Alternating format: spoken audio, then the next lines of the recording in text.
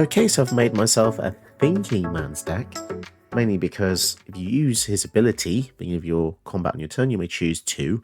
Each mode must target a different player, so that adds a interesting complex mini game to the main game itself. So somebody gets a 2-1, somebody draws a card and loses 1 life, and somebody gets a +1/+1 counter on each creature in Commander. This is obviously a bit better because you've got 4 people to choose from. In 1v1 it's a lot harder, but I'm using it essentially for the Voltron stats, which is Flying Double Strike, give it any sword, and suddenly you're swinging in for a hell of a lot of damage, especially with something like Anduril, Flame of the West.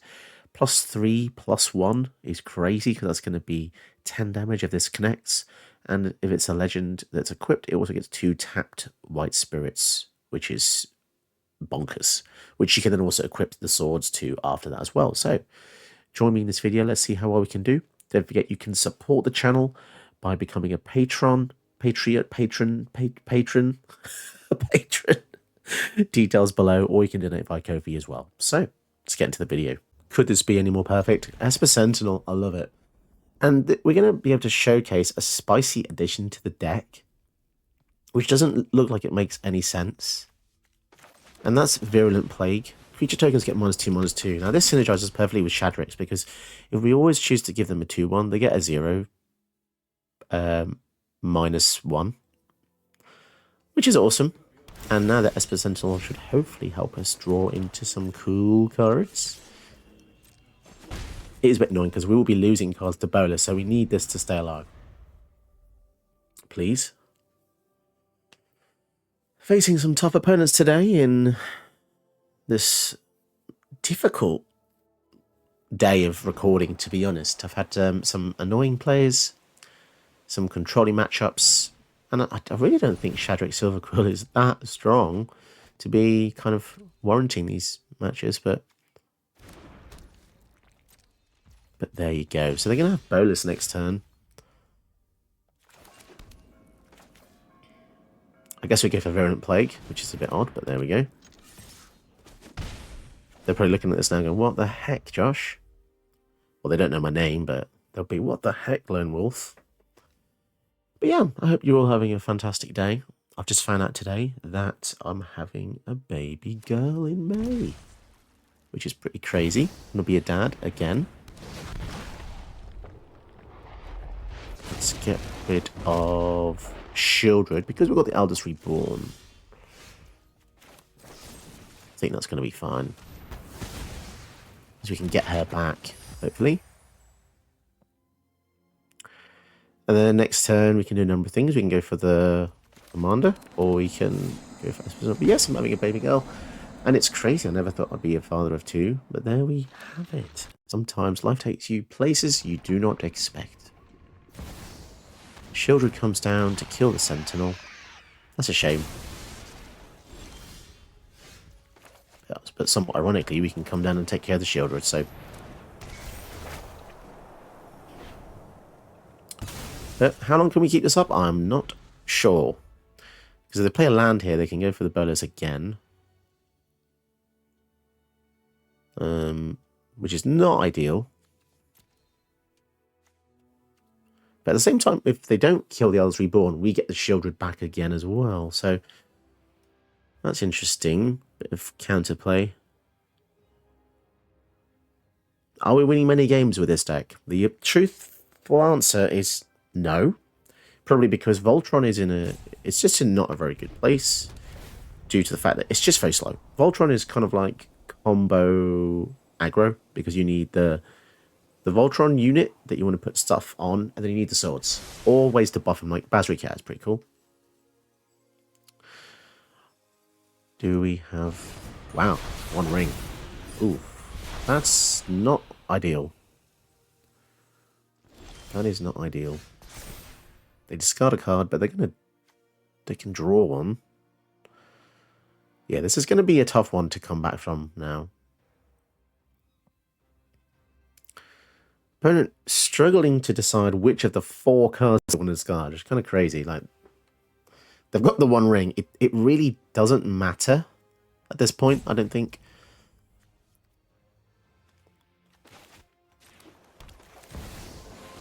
So the question is, do we discard the Languish or the Basri Cat? when they play the burst. I'm not 100% sure.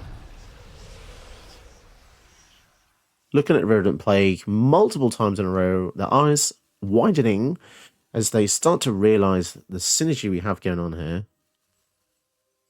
Is it really that crazy to think? You're going to brainstorm as well. The thing is, target player, we're not going to actually be able to do this. So that does suck a bit because the One Ring gives them protection. Yeah, we can't do this.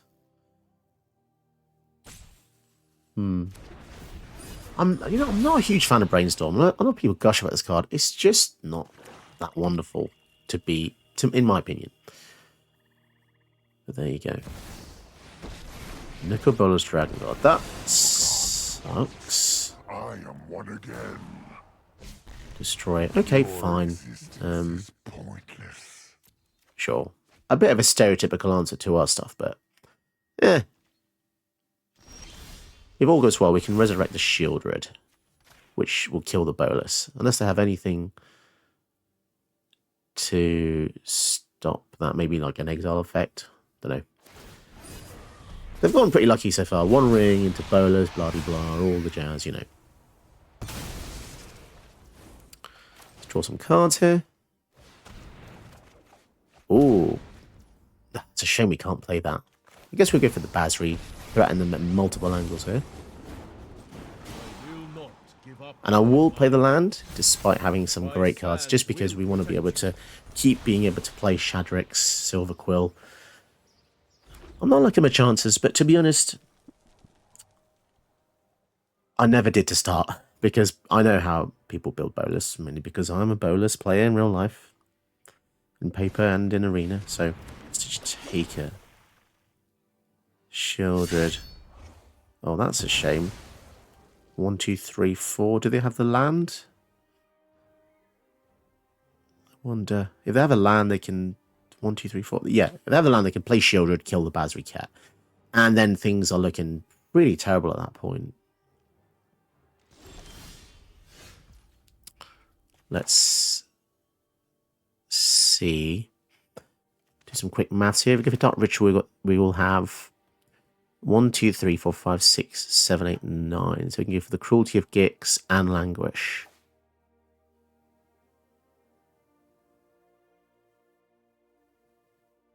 Okay, we'll see what happens here. I mean, they're also going to have the One Ring activation.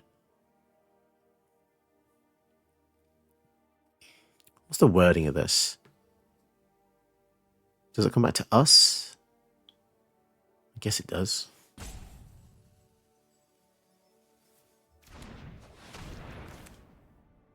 Try the Cruelty first.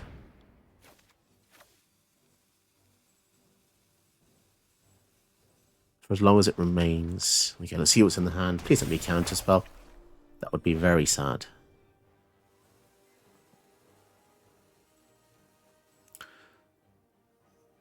Oh, geez. Okay, so, well, at least they can't... Well, they could draw something with the One Ring, but they've just basically got a way to deal with all our planeswalkers and creatures, which sucks really badly, to be honest, but oh well. I don't think we're going to win this one, really. Considering they have one card that deals with every single thing. That sucks. Oh, it goes onto their side.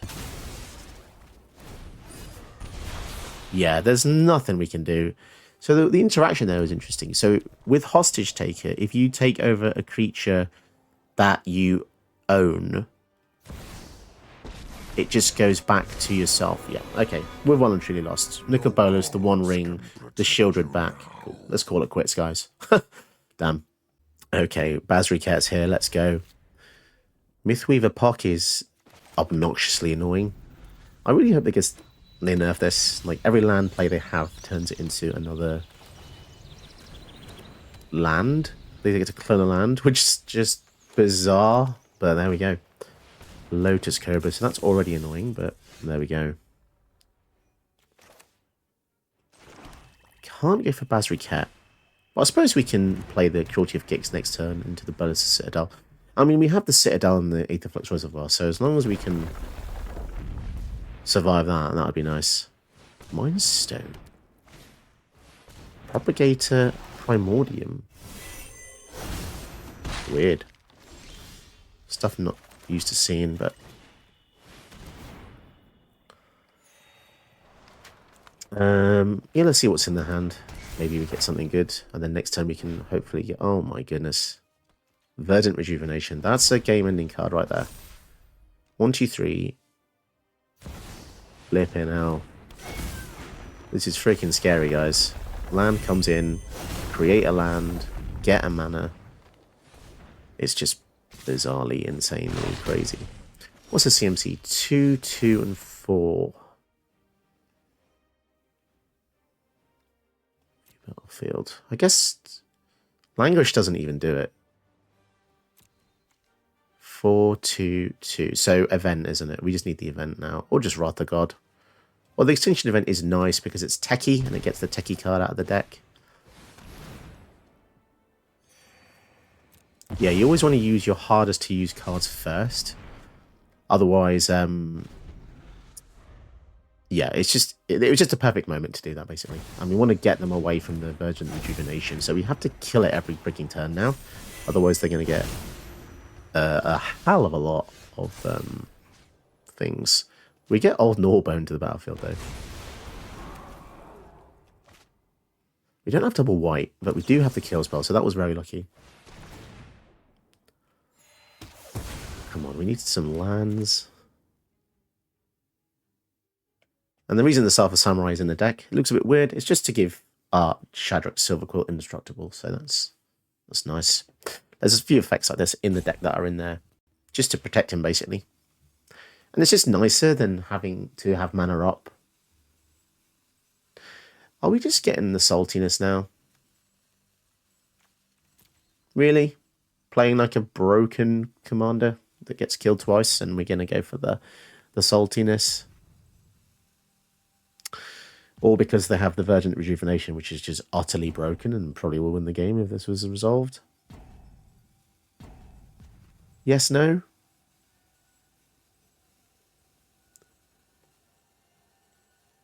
Oh boy. Magic's just full of these players, isn't it? It's just people that beat you super quick, or you try and survive against a guy and then suddenly they just get salty because they haven't beaten you really quick. There's just no escape. It's just no escape. And we can't do the cool thing. It's hard to do cool things these days.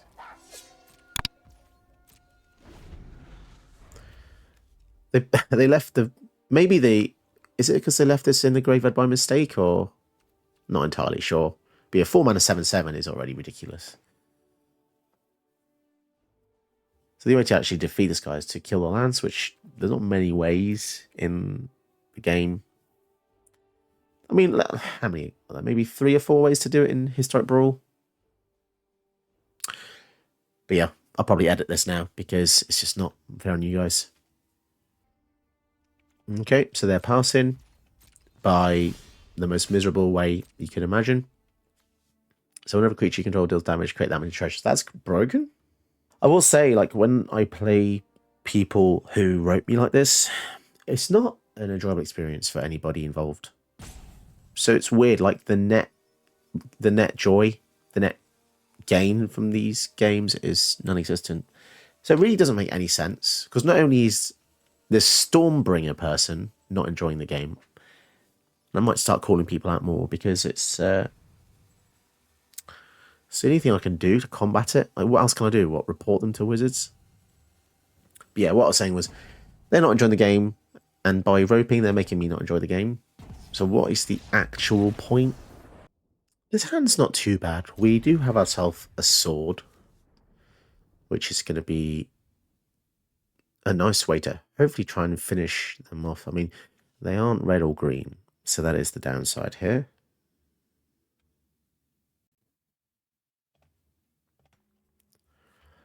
And Silent Blood, which is kind of making me contemplate when to play the Ministerial, because this comes in tapped. And if we go for black, then in our next turn we can get Silent Blood. So let's just go for the black sources first, I think. It is tempting to get this out of the way, but... Ooh, okay. And the Kaito Shizuki is a pretty strong commander. Any Planeswalkers are, really. Sweet, so we've got a bit of ramp. Hopefully we can resolve this. Scouting Hawk was a nice addition to the hand, just in case they manage to get more lands on us. So here comes Kaito. Okay. So we can already go for Shadrix, so I think I'm going to make it 2-1. And then they can put a counter on their stuff. Which isn't too bad. I hate that it asks me each time if you're sure. There's only 2 people to choose and you have to choose 2. So yes, I am sure. Making that 2-2 can be annoying, but we don't really have any Planeswalkers for them to threaten, so not that bothered. The fact we can make an extra attacker is kind of epic for 5 mana. Even if we do give them, you know, a +1/+1 counter. It's pretty, I think that's worth a body. Especially when we have 5 mana. Sword in hand. Another Kaito. So up to 1 target creature can't attack or block until your next turn. Well, that is annoying. I can run circles around you. That is annoying. Infiltrations, my specialty. We do have the answers, though. There's no secret I can't uncover. So we can't attack, but we still get the trigger.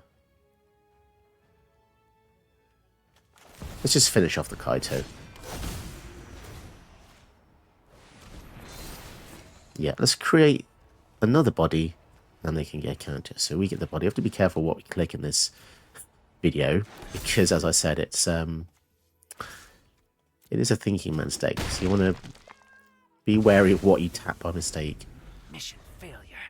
So we've kind of inadvertently got ourselves a nice little buffer in the deck because we don't have many Planeswalkers. So making the creatures stronger, as I said, doesn't really affect us too much. Obviously, we want to be able to hit. Oh, Grixis' command kills everything. Destroy each creature with power 2 or less, and sacks with the greatest. Oh, that sucks. That really does hurt. That does hurt. That really does. Now this Oopsies. secret. Okay. So I think we're going to get rid of their Kaito. Now they've had too much fun with that. We get a treasure. Oh my goodness. Yeah, I think Shieldred is the most annoying card there. Just kill it. Man, they've got a lot of value from that. They've drawn 2 cards. They've made a 3/3. They've attacked twice. Yeah. We need to just deal with that stuff. And remember, if they cast 2 spells, we get a treasure. And we do lose a life, which could make a difference considering we're at 15.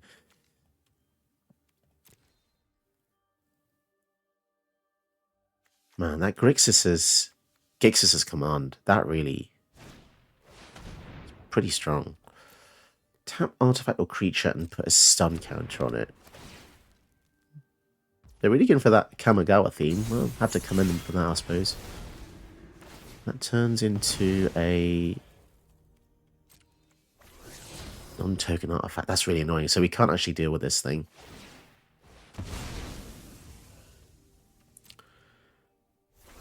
And they get another land, which means they're one-off killing this. So that's actually pretty lucky, to be honest. Annoying that we can't untap the Lotho, but... Okay. I guess we just go for this again. Oh no, wait. Go for the throat. So that's removal spell. 4, 1, 2, 3, 4, 5, 4, 5, 6. We go for this. Means we get to ramp.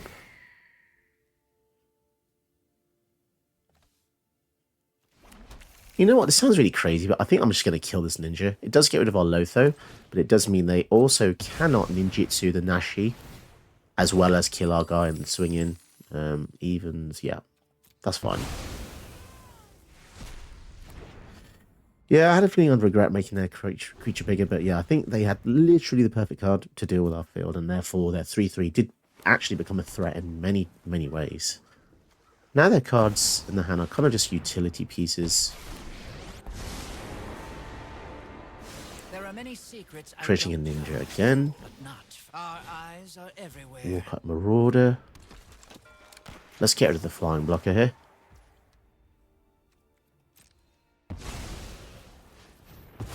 Nice.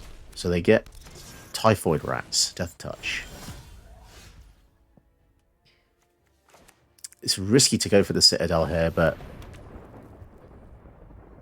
that's a shame that lands on top. I guess we're going to risk it. Risking it hard. We're going to go so low. Swing in. Elders Reborn on the top. That's going to take us to 7. Wow, this is super risky. Okay, so we have a land on top. Which means if they do hit us with the Nashi, it's not going to matter too much. My goodness, down to 7. We desperately need some life here.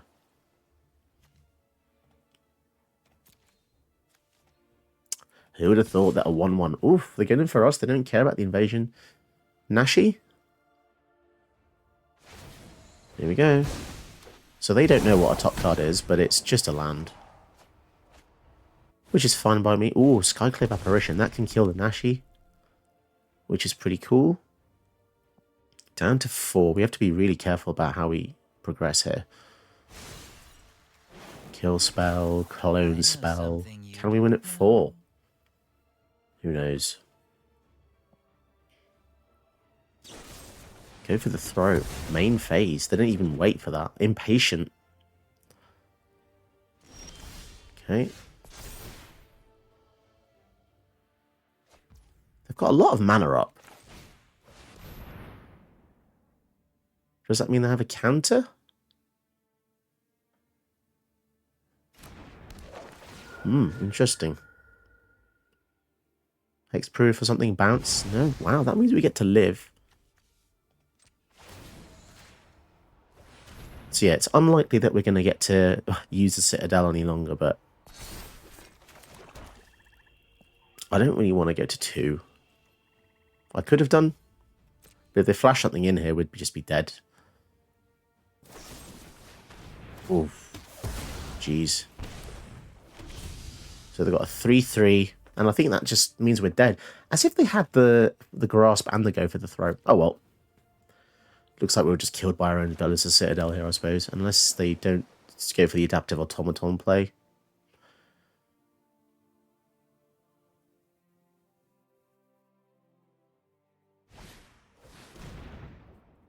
As if they finish us off with a strange interaction with a...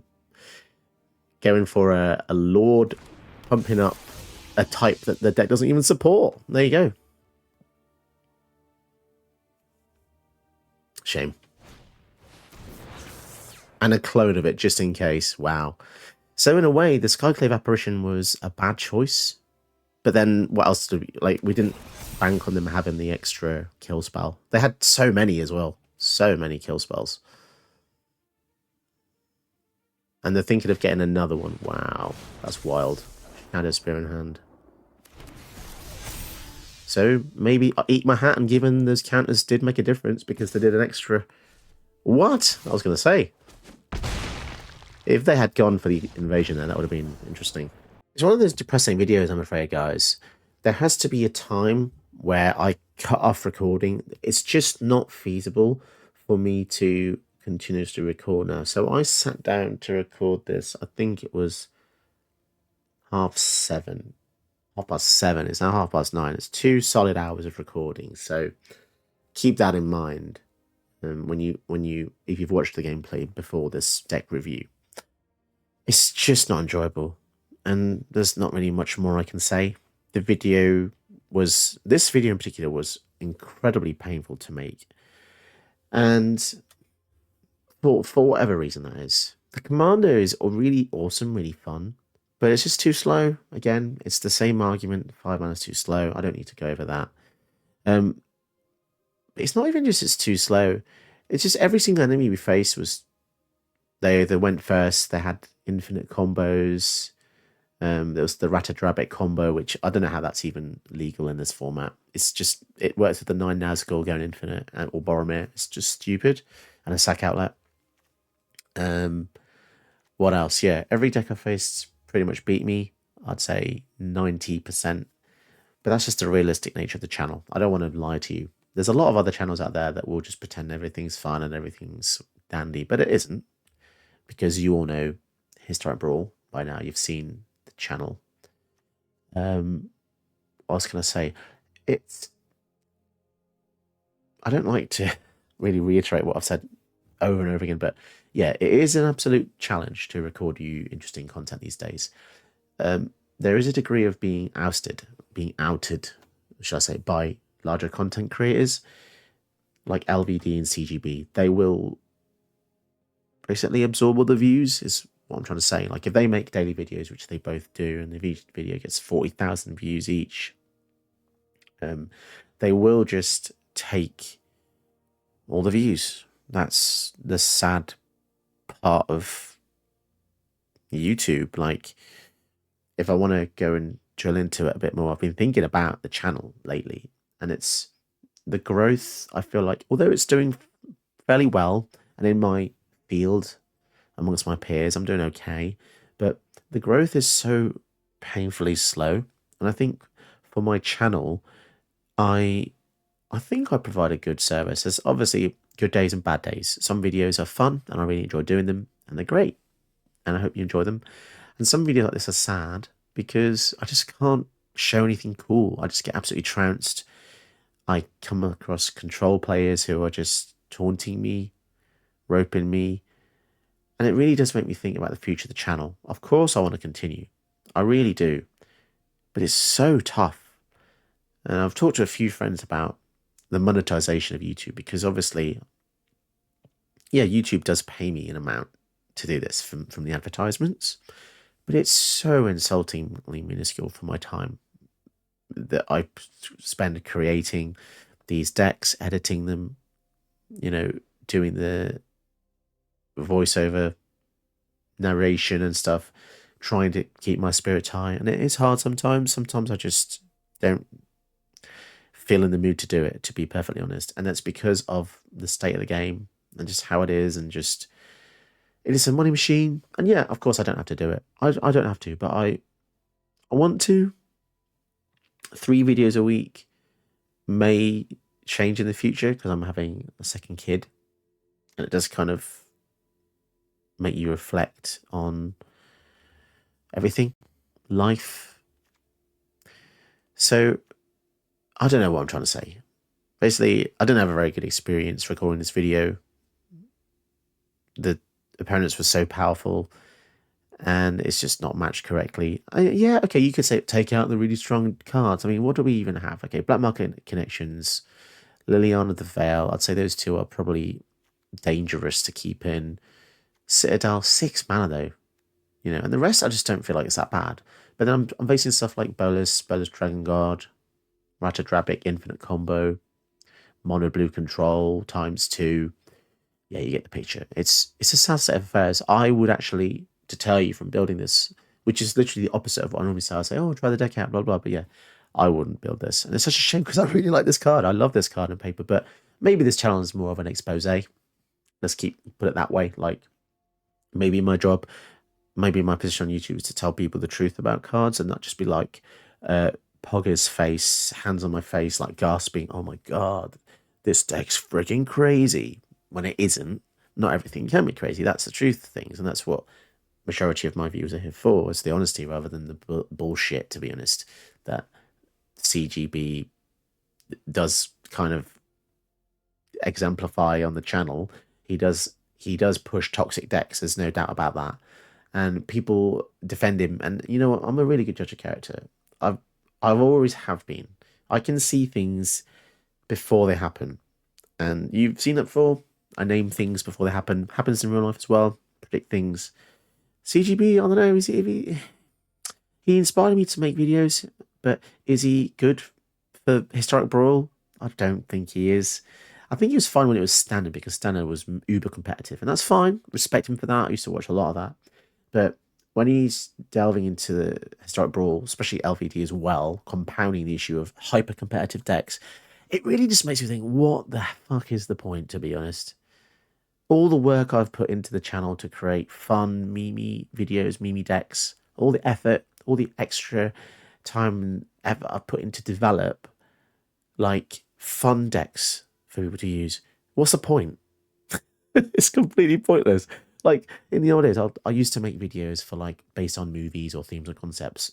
I stopped doing those because they're not popular, and if it's not popular, frankly, point. Like you could say, oh, it's a hobby, but no, I have enough of those. I've got kids and other hobbies. That's fine. And I play Magic in real life every week, and that's fun because it's with friends. But when I'm doing this to make a fun video and I'm not having the fun, how can I tell you as the viewer that it's to do the same and that it's fun? Because frankly, it's not. So I guess what I can try and do, if people enjoy the idea, is tell you what decks to stay away from. But I suppose it's pretty evident as well because I can see in my stats and figures that when a video doesn't do very well, it just doesn't.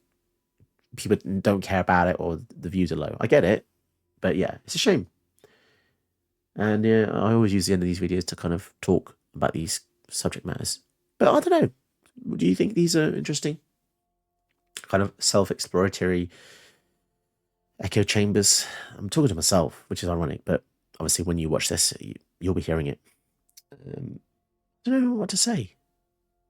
And also the fact that I want to go back to the point that YouTube just really paid. The pay is it really sucks, to be honest. Like when you start a business, let's say in year one you make £100 a year. Obviously that's terrible, but there's just an example.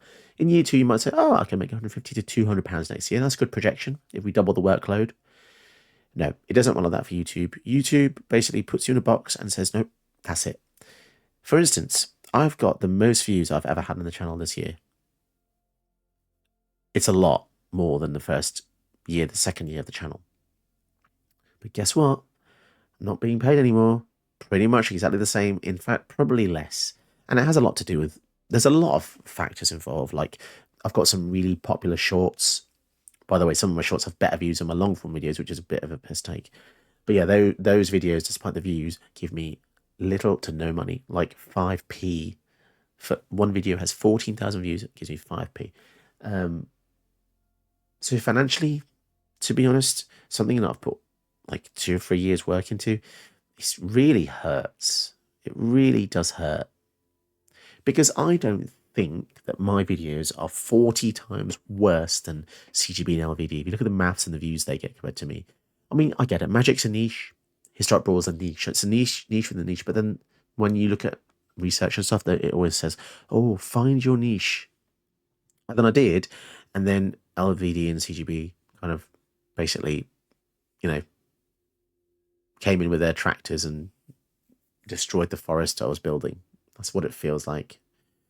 I mean, the alternative to that, let's say I'm completely wrong. Let's say you're a naysayer and you disagree with me. Firstly, I don't know what you're doing here, but let's say I'm wrong. Let's say my channel is terrible.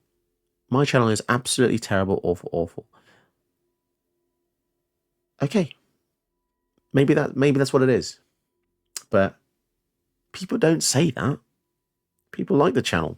It's just the scope isn't. It's not growing. It's not expanding. I'm not doing apparently the more popular stuff.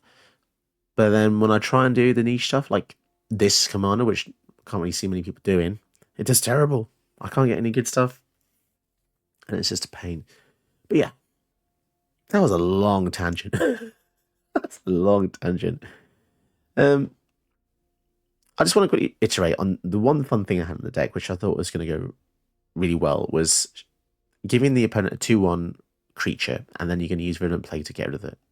Is it worth putting in the deck? Probably not.